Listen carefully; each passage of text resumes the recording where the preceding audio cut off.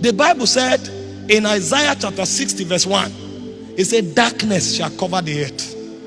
It said gross darkness the people. Gross darkness. That business you are going into, there is darkness there, and there is gross darkness on the people. So you can't just come there and say I'm a Christian. No, you must come with light. Because he said the light shines in the darkness. The darkness comprehended it not. Even Jesus, the Son of God, was on earth for 30 days, no impact. Kingdom doesn't move because you are present. Kingdom moves because you have light that comes with authority. After light came to him in Matthew 4:15, he said the land of Zebulun, the land of Naphtali, by the way of the sea, beyond Jordan, Galilee of the Gentiles. He said the people that sat in darkness, they have seen a great light. That means all his work in Zebulun for 30 years had no impact on the territory until light came. And Paul says the way this light is activated is by prayers. He said, I pray for you that the spirit of wisdom and revelation in the knowledge of him will come, the eyes of your understanding being enlightened. Somebody is going back to the economic world with light. Somebody is going back to government with light. Because that light will do two things to you.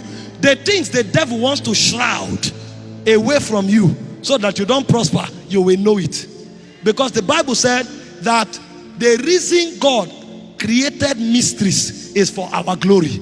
And so when you go into the economic world, there is a demonic intelligence where they hide the opportunities, they hide the connections, they hide the advantages for you not to be able to see. When light comes, the first thing that happens is that you go ahead of them. So what they plan for your evil turns out for your good, because you can counter all their steps. But beyond that, when light comes, you now also have authority to judge them. I pray for somebody here this morning, the authority that light confers, to be able to exercise the will of God, it rests upon you now.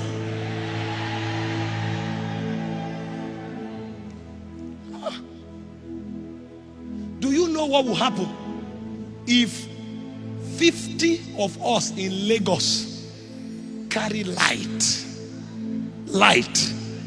This city will be shut down. Did you not read about Paul? Only 2 men entered the city. He said, this be the men that turned their world upside down. The Bible said Philip went to Samaria. He preached Christ there, and the whole city was full of joy. That means our potential is equivalent to cities. Every man is supposed to be a city in the spirit. That's why he said you are a light, a city set upon a hill. Every man is actually a city. And when God is rewarding men, he rewards them with cities. He said you have been faithful, so I give you authority over 10 cities. How come 100,000 of us are in one city we can't take over? It's because there is no light. When light comes, everyone becomes equivalent to a city. I pray for you this morning, the capacity to become a city, take it down.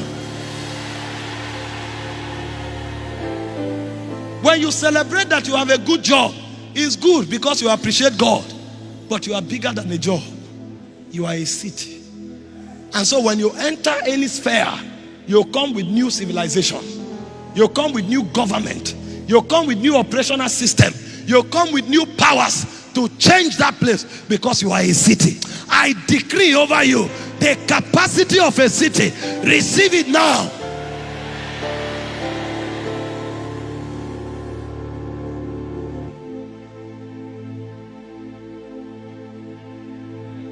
We are not at the mercy of the sons of the bondwomen. No. We are the light of the world. They are not. As this conference is over, there will be a reassignment of functionaries. Some of you, God will begin to send to the academia. Some of you, he will send to the media. Some of you, he will send to the economics. Some of you, he will send to government. But now you know you are an ambassador. And so the authority to take over, receive it now.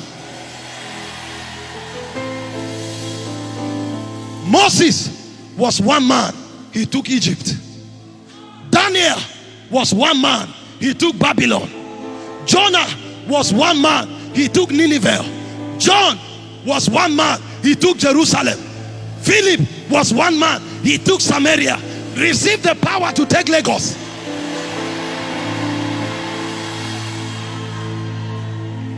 He said, according as it is written, he said, they believe and have spoken. He said, we having the same spirit of faith, we believe and therefore we speak. He said, God is not a respecter of persons. If Moses could do it, if Daniel could do it, if Philip could do it, then you too can do it. And so in this conference, the capacity to do, receive it now. Aliyah,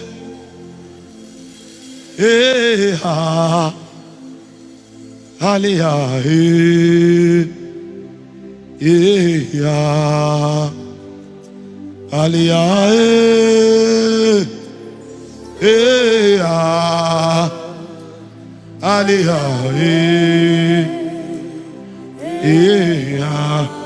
hear this. If this thing does not take number, if only few of us can do it, what now will happen if all of us can do it? You know, I began by telling you it's not about number and population, it's about stature. But nobody says all of us should not have stature. So if 10 of us can do it, what now happens if we are 100,000? The Bible said in Zechariah 10 verse 1, ask of me rain in the time of the latter rain. He said, I will cause bright cloud and showers on every blade of grass. He said, when the day of Pentecost was fully come, he said, they rested upon them cloven tongues as of fire, and it affected all of them. I decree everybody here, both in this hall and online, and those who will hear later, receive that grace now.